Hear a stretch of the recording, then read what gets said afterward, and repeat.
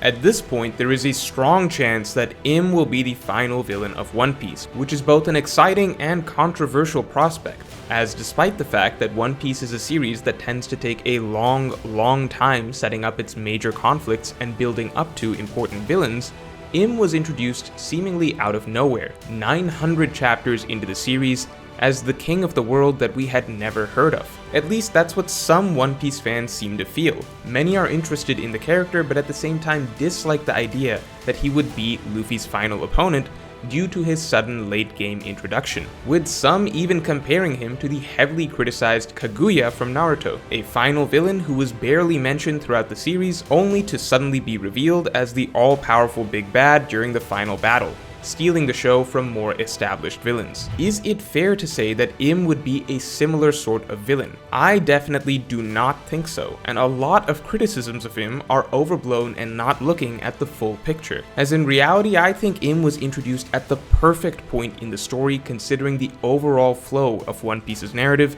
and the amount of story that is left to go. But before we get into it, make sure to subscribe and do yourself a favor and stop wasting time cooking and instead try Factor, the sponsor for this video. We all know that cooking is time consuming, especially considering the grocery trips and the added stress of figuring out what to make each night. So if you find yourself hating cooking or just blowing your money getting unhealthy fast food day after day and getting steadily fatter, just use Factor to get fresh, nutritious, pre-cooked meals delivered straight to your door. These meals are not only delicious, they basically make it so you never have to think about what to eat for dinner again. And it actually guarantees a healthy lifestyle. Factor meals are prepared by chefs to taste good and keep you looking good. I know that I felt a lot better ever since I started eating Factor regularly after working out, not to mention the time and stress I save skipping grocery trips and cooking. You can have Factor delivered straight to you to try it out. Just head to go.factor75.com/Morge130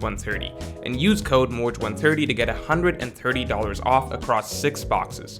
That's go.factor75.com/Morge130, code Morge130 to get $130 off, link in the description below. So that aside, to begin with, we need to have some perspective here in that while Im is being revealed 900 chapters into the story, One Piece is also just such a long series that this isn't quite as late in the game as you may initially think. I think a conservative estimate of when One Piece will end is probably around chapter 1200. This is based on several factors. First of all, the first half of One Piece ended at chapter 600, so it wouldn't be surprising if the second half is another 600 chapters, putting us at 1200 total. Oda has also been dropping quotes recently that seem like he is actually finally on a consistent timeline. First saying 5 years till the end of One Piece a couple years ago, and now actually updating that to 3 years till the end of One Piece a couple months ago, suggesting that Oda is still trying to stick to that timeline. And at about 40 chapters a year, this would get us close to chapter 1200. Now, the series could obviously go longer than that, since Oda is ultimately really bad with his estimates, but if the series is 1200 chapters or longer,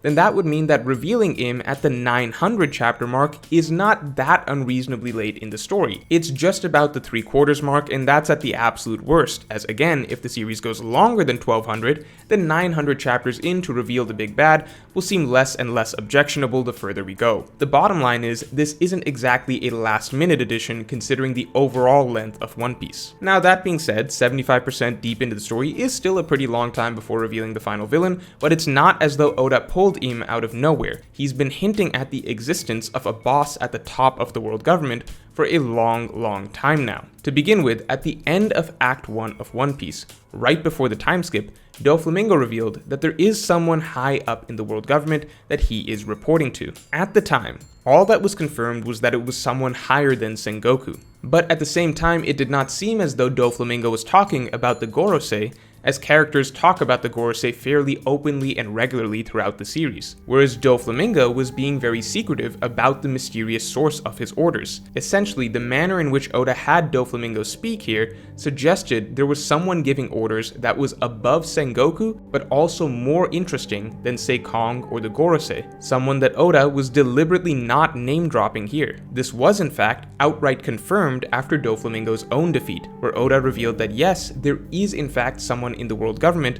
pulling the strings that is even higher than the Gorosei. In reality, it was chapter 793 that Im's existence was established, that there was in fact a boss that was ranked above the Gorosei.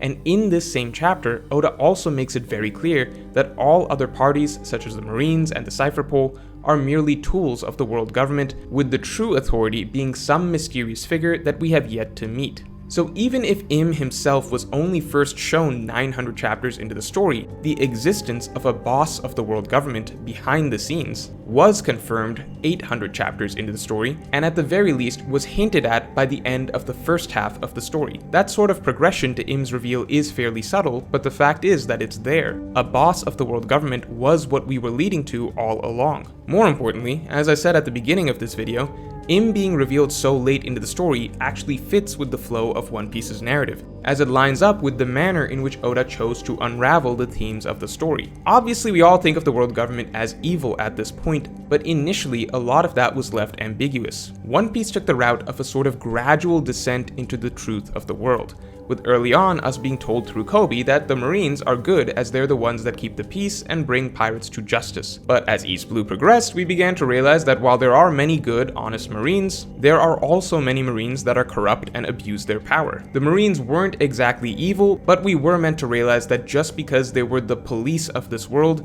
didn't necessarily mean that they were good themselves. Then, as we traveled further into the world, we learned more about the actual government behind the Marines, with us getting hints early on that the world government may not be a just and fair government itself, considering it supports kings like Wapol, and later on the government even covers up the truth of the Alabasta incident to save face. But it was really only in the Enies Lobby arc where the world government's mask was finally pulled back to reveal that not only is it not a just government, but it will actually go to great lengths in order to maintain power and control over the citizens of the world. And it would regularly commit terrible atrocities in order to maintain the illusion that the world government is a just regime. And then we went a step further and learned the nature of those who actually run the world government, the Celestial Dragons. And now the root of the world government's evil can finally be traced back to its source, and we learn that there are essentially self-proclaimed gods who lord over the entire world, essentially revealing that the world government and the Marines do not truly exist to serve the people, but rather to serve the Celestial Dragons and maintain their rule. And then, after hints that there is someone above even the Celestial Dragons, finally we are introduced to Im, the king of the world that is not supposed to exist, as his existence disproves the last shred of merit the world government had. The notion that this is a democratic organization that represents the interests of all the nations of the world. The irony of the reverie being that at the same time as all these kings convene to supposedly vote on how to run the world, in reality it's a meaningless charade, as there is in fact a single dictator behind the scenes who makes the true decisions as a god, while these other naive rulers play pretend at the round table. Essentially, Oda chose to reveal the dystopic nature of One Piece by peeling back the layers one by one. It's not as interesting to just tell us, hey, the whole world is run by an evil king. Rather, a recurring theme throughout One Piece is to develop your own perspectives and seek out the truth yourself, which is why it was far more interesting to show us the true nature of the world step by step, regularly challenging beliefs one at a time. First showing us that not all authority is good, even the Marines can be bad. Then having us question the authority behind the Marines in the first place. Is it actually a good government that unifies all the nations of the world if it seems to be somewhat irresponsible and self-serving with its power? Then revealing that it actually seems to do whatever it wants in the name of maintaining its authority and justifies any heinous action as being for the good of the world. Then revealing that it's actually not even for the good of the world, but for the good of these selfish nobles that created the government in the first place. And finally revealing that even the notion that this world government is a democracy and a legitimate union of hundreds of nations is a lie, as in fact, all along, it's just been run by one person who makes all the decisions. The idea of a single unified government of all the nations in the world wasn't even true from the start. That step-by-step breakdown makes for a far more interesting exploration of a dystopic world, as it allows the story to delve into themes like justice, classism, the right type of leadership, the importance of questioning authority, and so on. And as such, it was essential to hide the reveal of Im for so long, as Im's reveal is essentially the final curtain to be pulled back on the truth of the world government's rule. It's the moment that even the last piece of credibility the world government may have, which is the trust and cooperation of so many nations, is in itself revealed to be a lie that these nations are being fed. There is only one king, and their decisions are meaningless in the face of his. As such, the most effective and meaningful moment for Im to be introduced was always going to be at the Reverie, to make for a deliberate contrast with the round table scene among the kings. Just as they sit down to discuss the supposedly beautiful world they live in, that was the right time to reveal the true nature of the government as actually being a single authoritarian king who has been making his own absolute decisions for the world for centuries. Could the Reverie have come up earlier in the story to speed up Im's reveal?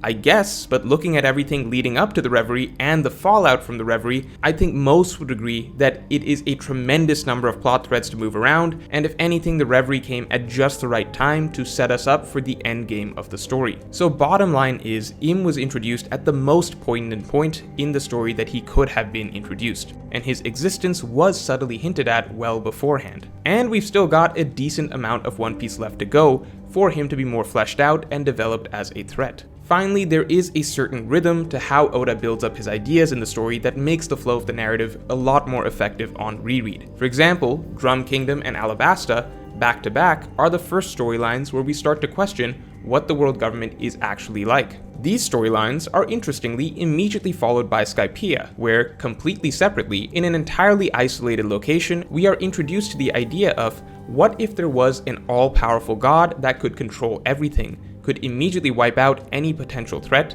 that forced everyone to obey, and no one could oppose them. Immediately after the Skypiea arc, we get to the Enies Lobby arc, where suddenly it is revealed that the world government that rules the Blue Sea is in fact extremely controlling and dystopic. It wipes out any potential threat, it forces everyone to obey, and it seems like no one can really oppose it. At that time, we were still so early in the story that the juxtaposition of the Skypiea and Enies Lobby storylines didn't hold a lot of meaning to us just yet.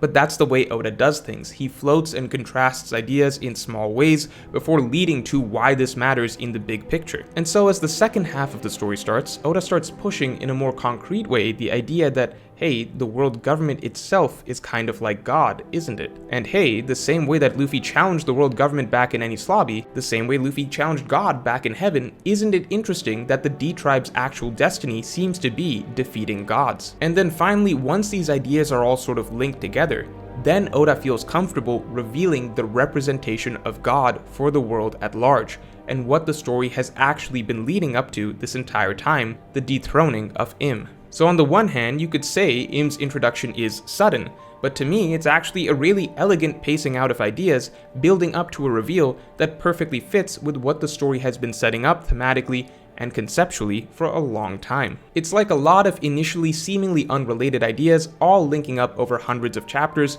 to all point to the existence of one final evil that must be overcome, and that naturally syncs up with the point in time that the final elements of the dystopic nature of the One Piece world are established, and also neatly syncs up with the point in time that the true final goal for the world, bringing about the dawn, and the true final role for the hero, becoming Joy Boy, come together as well. So in my opinion, not only will Im be the final villain for One Piece, in the context of the type of story One Piece is, and the way it has chosen to lay out its ideas, his introduction is not at all a forced late-game addition, but rather the perfect reveal that was decades in the making. But let me know if you think Im is just Kaguya 2.0 in the comments below, and if you enjoyed this video, then definitely like, comment, and subscribe, and you can get my extended thoughts on this and all future topics on Patreon.